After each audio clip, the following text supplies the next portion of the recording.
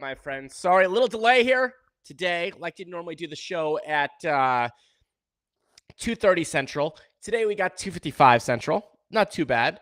A lot going on here. Hope all is well in you and your world. Come on, say hi. Make sure your house. Siteman Softball Podcast episode number 82 here, starting in a hot second. Let me share this with the boys. I was gonna say gentlemen, but boys, we'll share it with the boys here. A lot to talk about here for this. It's kind of funny. We're between tournaments. This is like the first episode in a month where we're not recapping or previewing a tournament after the crazy travel schedule. Let's see. Share to send in Messenger. Send to Siteman Pure. Boom. We're underway. All right. What's up, Derek? Good to see you. Let me get my little agenda up here on the screen. Someone was asking me if I type out these shows. I just type out. I certainly don't type out the whole show any means whatsoever. I go on a couple. That's what I do. I have a couple notes over here. Make sure I don't go down too crazy rabbit holes. That's what I kind of like to do with my show, and also like to do that when I used to host Hit and Sit. Just have some notes so I know kind of where, so we can get there as well. Yes, thank you. Great vacation. Just got back from Mexico, and, crazy 4-week travel there, if you will. So it was the Florida duel, back for like a week, the Texas duel, back for 36 hours, then vacation in Mexico. All good stuff. But it's funny, like by the time Mexico was over coming home, I was like, man, pretty beat from traveling. Glad for a little bit of a break coming up, but had a blast in Florida, had a blast in Texas, had a blast in Mexico. But it's, sometimes it's good to get back to that home base, So a lot of fun. That was the Las Fontanas in Cabo, where that vacation was. And so it was a blast. And now back at it, my friends. All right, so enough dilly-dallying. Let's get right at the show here today. This is episode number 82 of the Siteman Softball Podcast. Softball, would you rather, when it's not what you think it's going to be. Picking up players, Siteman upcoming schedule, and more. Now, a few reminders as we get going with today's episode. Thank you to the Siteman Cancer Center, as always, for their sponsorship. At Siteman Softball on Instagram, Siteman Softball Nation on Facebook, and SitemanSoftball.com. The podcast, of course, on there, SitemanSoftball.com/podcast. New episodes every single Tuesday, with an occasional Monday if Tuesday doesn't work. But that's been going on. This is 82, which means this is the 82nd week of the Siteman Softball Podcast. I was reading something about just podcasting in general, and most podcasts don't make past 5 episodes. A lot of people stop. That's just the way it is in the online content world. But here we are, episode number 82. Miss you too, Larson. Good to see you in the house. But, got to stick with it. You want to get better at anything, softball, podcasting, business, life, whatever, a lot of times just takes time. Practicing, doing the right things, but time, right? We've been saying that about our team. Just it's like Novocaine. Just give it time. It's going to work, right? And so, yeah, the good life lesson in general. So I want to start off here with I guess we'll call this the topic of the week. There's some other things we got to talk about, but we're going to have a general topic of the week. This is a softball would you rather question.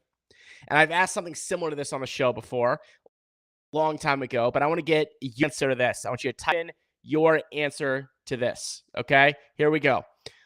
First of all, the question or topic of the week is brought to you by our good friends at U.S. Bank Private Wealth Management. Strong partnerships are based on communication, trust, and taking the time to listen to your unique needs and financial goals. At U.S. Bank Private Wealth Management, we are dedicated to providing you customized financial strategies. Visit us at usbank.com/privatewealth, equal housing lender, member FDIC. Okay. Here goes my question. I've asked something like this similar before, but I want to get your opinion here live on the podcast. Okay, here we go. All right. You're the manager of the team. All right. You have to choose one of these options. There's not a third option. You can't choose. You can't make up a scenario where both play or anything like that. You have to choose one of these options. Okay. You're going into the tournament, second game of the tournament. Okay. You can play one of these guys. One. Okay. And you have to play one, and it can be only one.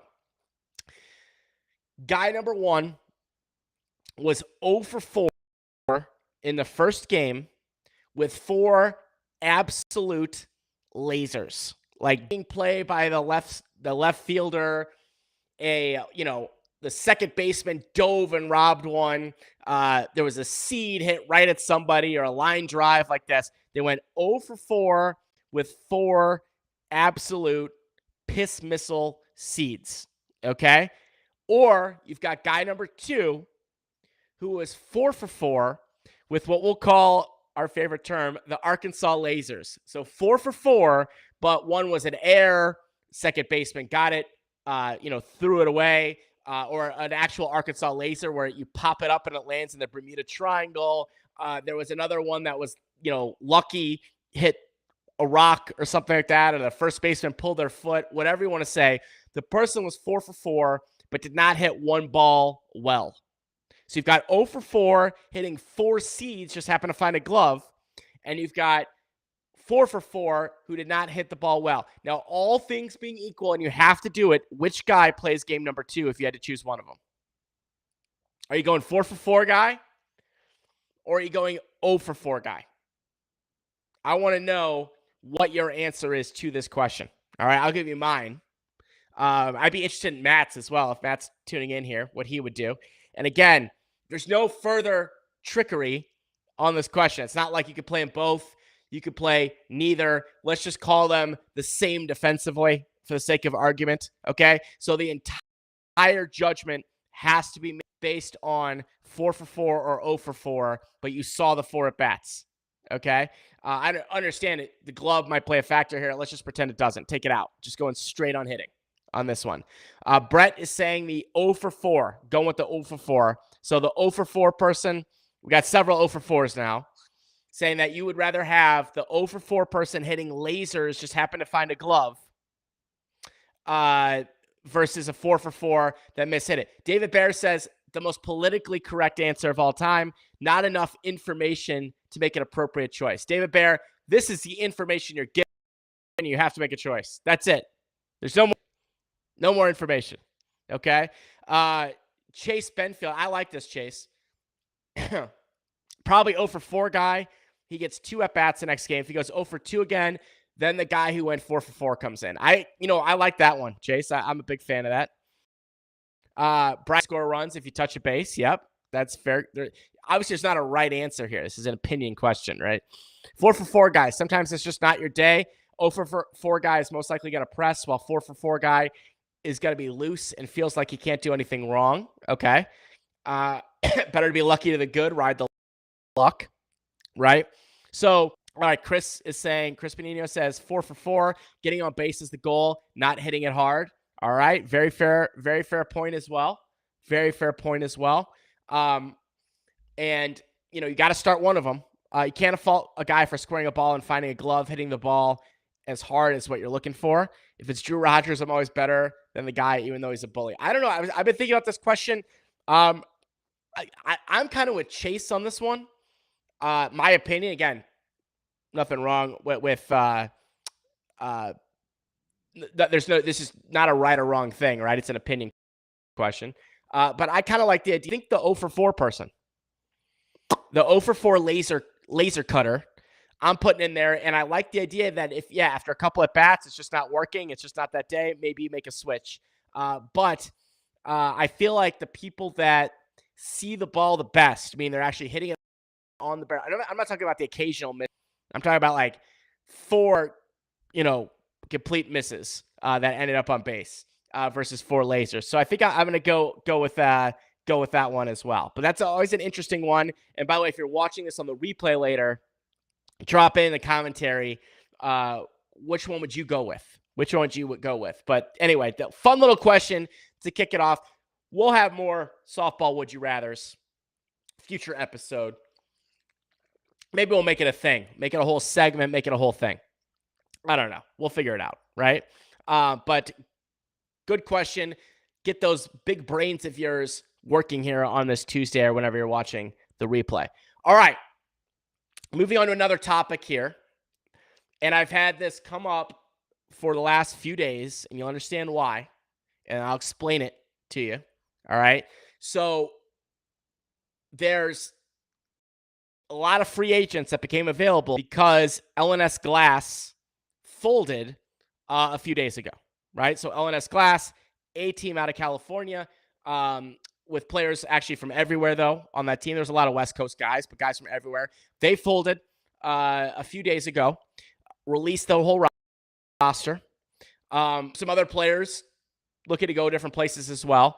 And the question that I've gotten, and the question that Matt's gotten a lot over the last few days, is, are we picking up any of these players or other players for Siteman Pure, right? And now, won't beat around the bush. It's on the team. Very good players.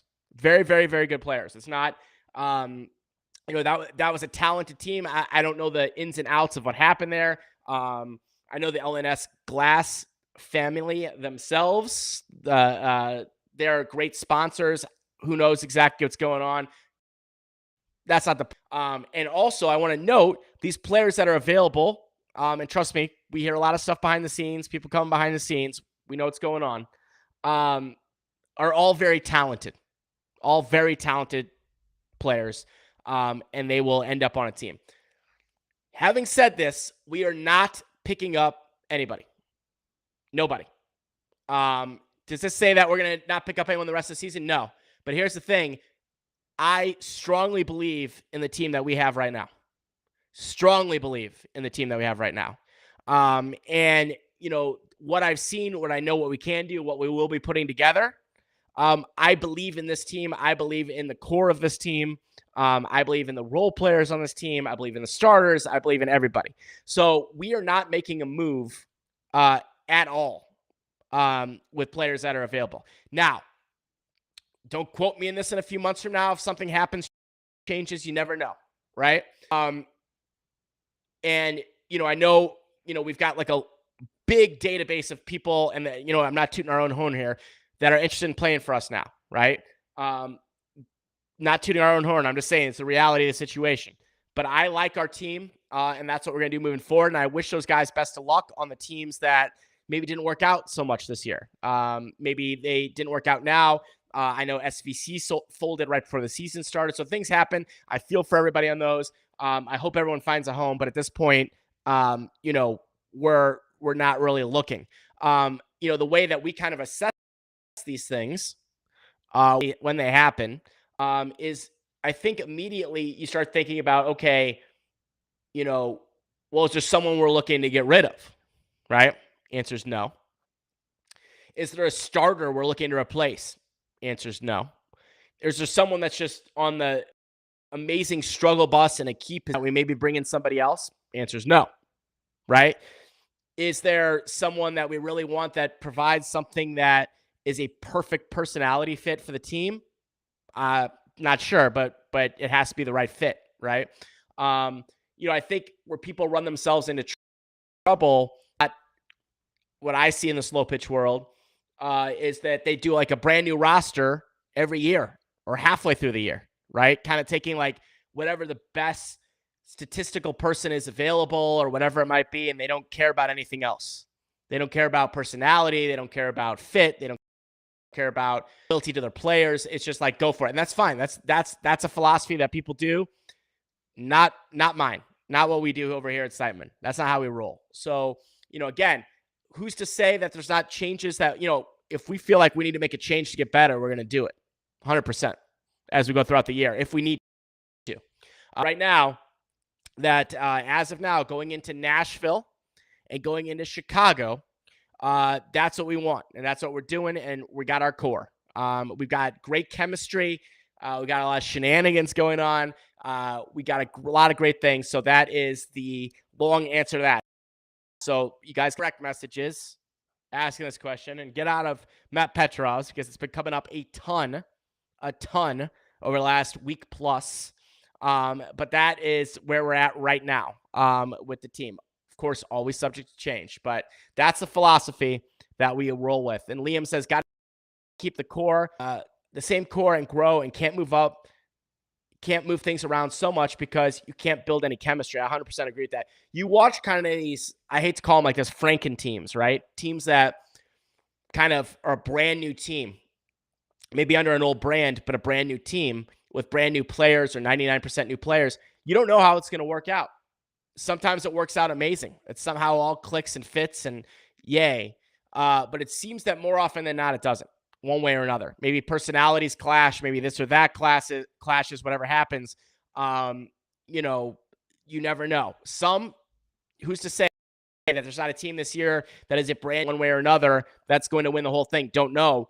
But more often than not, people forget about that chemistry and that fit and that team culture as well. So anyway, that is my response to that, if you will, as I roll my R. Just mentioned upcoming schedule. So Nashville, Chicago, back-to-back. That's our next two tournaments for Siteman Pure. I mentioned this last week on the podcast. I will not be in Nashville because my wife's birthday weekend. We have a wedding to go to. I'd like to stay married and not in trouble. So I will unfortunately not be in Nashville. Will be in Chicago. And we're looking forward to that. As that comes up and as the schedules come out and things like that, I'll let you guys know, obviously, what's going on with all that. The Nashville tournament looks to be a monster single tournament. Not a duel, monster single tournament in Nashville. I don't know about the fields of the complex there. Are they 300, 325, 310, 305? What is it? If anybody knows, let me know. Don't know too much about the Nashville slow pitch softball scene, but if you do, drop that information in. I'm sure we could all use it. And I'm way too lazy right now to look it up and Google it and Google Earth it and Google Map it or whatever that is. But I'm sure that's gonna be a great tournament in Nashville, and then it's a quick turnaround from a brand new tournament to one of the the blue chip tournaments when we go to the Windy City Major in Chicago. So it's not a duel, but it's tournaments over 2 weeks, right? Matt says, that is very funny, Matt. I got to give you credit, Matt. That is funny, my friend. Matt says, if there's a stadium, we will be for sure on it. Yep, that is 100% so true. That is a reference to, we played the duel. Obviously, you play in stadium specs. And then we went to Texas. We're like, oh, yay, we're now on 305, 310 softball fields. And guess what happens? We go right to the stadium there, which is like the biggest one ever in Texas. Play there once. Then we're like, okay, great. We're done with that.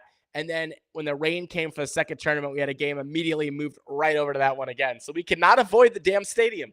But trust me, if Nashville's got 4 normal size fields and one that's 400 all the way around, we're going to end up on the 400. Guaranteed. Probably playing a major team, like on the 400-foot field, something like that. If they have, somehow we will end up at it. That I can promise you. Well said, Matt, with that one. So Nashville, a little bit of a mystery, right? Because it's a new tournament, and it's going to be it's chock full. Last time I saw it was 30+ conference teams. I'll double check that as we get closer. Things change as they come up. Also saw Myrtle coming up this weekend. Not a lot of conference teams in that. Drew Rogers says he's sorry that he's late. You're not excused, Drew. There's no excuses for being late for Siteman Softball Podcast. Come on, get out of here. Let's go. Get it together over there. Myrtle Beach this weekend. Very interesting tournament because there's only 11 conference teams in this one. So you have, 30+ teams in Florida, 30+ teams in Texas, 11, right, at Myrtle Beach. What's also interesting about it is that it is a definite top-heavy tournament. There's 3 major teams, there's 4 AA teams, 2 TBD teams, and then I think it's like 2 Conference B teams, and the rest are non-conference teams. So be an interesting one. Not a lot of points at that one just because of the amount of teams, but we'll obviously be keeping an eye on that as well. From from the Command St. Louis, right? So that's coming up this weekend. If anyone has Myrtle Beach predictions, who's going to take that one? Don't know. Drop it in the comments as well. Hard to go against a major team in that one. Also hard to go against like Rismondo. Like Rismondo's just been, I know they finished second in Texas, but they've just been absolutely annihilating the ball. I mean, like annihilating the ball. And so I think in Myrtle Beach, those are 325 fields all around. I think it's going to probably go the major route, which I know is an easy answer. So I'll go with Rismondo on that one. But we'll see. We'll see how it goes in Myrtle Beach. Three more things I want to discuss. A little bit of an update on the Siteman Pure Bat. I want to talk about another drink that people have been asking me about, a hydration drink. I'll talk about that in a second. And number 3 is I've got a non-softball segment about kids and business that I'll talk about here, last 3 segments of the show. Can't believe Siteman team is skipping the Myrtle Beach David Bear World Series. I know we had to do it. You know, it was just too close to Bearville. We couldn't take the risk. Do you know what I mean? Just too many bears running around there. So we couldn't do it. I mean, bear, I mean, Bare. All right. So this is funny. This is an update about an update to talk about an update, right? So very, very soon here, I'm hoping in the next week. Maybe in the next 2. I'm going to have a time laid out for you guys for the Siteman Pure Bat. We are under production. We are into production with the Siteman Pure Bat. Okay, folks? And I'm talking about the 12-inch USSSA. I'm talking about the 13-inch USSSA. And I'm talking about the ASA Siteman Pure Bat. We are into production. The fun has started. Okay? Now, there's a leeway to get all these things produced, right? So what we're going to do is very soon, as soon as I get the green light, I'll be announcing some dates soon, but this is what's going to happen. There's going to be a couple ways that you can get yourself get a first batch Siteman Pure Bat, okay? Number 1 is we're going to be doing online pre-sales approximately 4-ish, 5-ish weeks before the bat will actually be here. So again, once I get the timeline right, we don't want to be throwing out dates right now and all of a sudden, this or that. I'll have the timeline right. But we're going to have online pre-orders ready to go, limited amount of each bat, and we're going to have some cool bonuses with that as well. If you get an online pre-order, you're going to get something cool free, which I'll talk about as we get closer. We will also have a limited amount of bats, probably about, I want to say 40, but it's not going to be 40 because it's actually going to be, we've promised a bunch to people. But Matt Petrov will have probably about 40 bats in hand as well. I don't have the timeline on that right now. More probably getting those out locally here in St. Louis because we've had, I know a full team is buying 12 to 14 bats. I know a bunch of other people also. Those are going to go very quickly. So keep an eye out because we're going to have announcements coming up on social media as we get closer. I'm going to have a lot of cool stuff. Be on the lookout for it. We're actually going to have what I'm calling a VIP list that you can join free via email or text message, where we'll let you know when the bat comes out before anybody else, so you can nab it. I don't want everyone to miss out on that first batch when that comes out. The OG, right? Siteman Pure Bat. So very, very excited. We're getting close. As I get dates, I will be passing them on here on the show, and I'll also be posting things at Facebook.com/David Garland, on my Instagram at David Siteman Garland on Instagram. If you're not following me on Instagram, please do, at David Siteman Garland. Also, of course, Siteman Softball on Instagram. And we will have all the updates. But it's getting very, very exciting. Our players are going to have them in their hands as well. And so we're just pumped about this. It's going to be not only great but going to as well, with a percentage of proceeds going directly to the Siteman Cancer Center. So keep an eye out, my friends. Coming very, very soon. All right. 2 more things and we're out of here. Someone was asking me the other day, and in fact, I got a bunch of direct messages about that. I've been talking about the energy that I use, Early Bird Cocktail, but someone was asking me about the electrolytes. What do I use for electrolytes? Because I've got our whole team hooked on these babies. And the answer is LMNT. LMNT. It is like an electrolyte on steroids, minus the steroids. that we have been keeping hydrated at all these crazy tournaments is the LMNT. So you mix it in the water. It is super salty. That's what it's designed to be. It's Salt City in there. But if you are losing electrolytes or if you're on like a lower carb diet, this stuff is critical if you're playing. And like I would get up in the morning, put it in my water bottle, go. It's not the cheapest thing in the world, but is the highest quality for sure when it comes to electrolytes. Highly, highly recommended. I have a link for you that you could check out on Amazon to nab them. Yes, they are on Amazon. Okay, here's what you got to do. You got to go to DS Recommends /LMNT. So I'll type that in for you guys. DSGrecommends.com. Don't forget the .com. DSGrecommends.com/LMNT. You can capitalize it. I think it was it or lowercase, but let me just pop that in there for you guys. Let me make sure this works so don't give you guys a bad link. Yes, there we go. This is the exact one that I use right here. But it is great stuff. I got watermelon LMNT as the jam. LMNT is by far the best outside of an IV. I 100% agree. I got everybody hooked on these. So I brought my own personal stash to Florida. I had like 15 of them with me. I'm like, all right, this will last me the entire duel. Well, guess what? Our team got their grubby hands on them. I gave one to Drew, gave one to Jose, some other guys had them. A bunch of guys had them. Next thing you know, we have run through the LMNT. I scolded Drew Rogers. I said, you drank all the LMNT, and he, being Drew Rogers, had it overnighted from Arkansas, like a big 30-pack, so that we could all enjoy it the rest of the tournament. And we have vowed now never LMNT ever again. So it is a staple of the Siteman Pure dugout and hotel room. LMNT. So if you, and by the way, like I said, expect salty. Try it, expect salt. If you don't like the taste of salt, you might not like this. But the thing is, just with water. Start with 32 ounces. That's what I do. And then if you could build up your tolerance, if you will, then you could go down to 16 ounces or something like that. And, you know, a lot of different ways you can do it. But LMNT is that drink. DSGrecommends.com/MNT. All right, last thing, which has absolutely not a thing to do with softball, but I don't care. I want to talk about something really quickly that people have seen a little bit, that I have a little side business called Siteman Garland Collectibles. Okay, and I want to explain kind of the philosophy behind this business.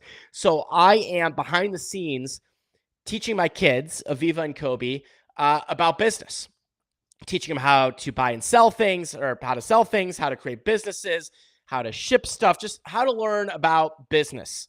And the way that I've been doing this is through this collectibles business. So when I was little, I collected all kinds of cool stuff. My dad and I would go around to hotels. We got autographs, mostly of hockey players. I have a lot of game used sticks. But I had hundreds and hundreds and hundreds of autographs that were in storage for years. And about 2.5 years ago, we got them out of storage. I made an inventory list of all of them, and then got them all graded or authenticated. So we sent about a couple hundred cards to PSA, which is a big card authentication company. They all passed, of course. I got them all in person. And we actually had JSA, which is James Spence Authentication, come to our house and spend a day there authenticating everything that I have. And actually, if I turn around, you might be able to see some of the stuff in my office. Look at this. So I actually have like a table.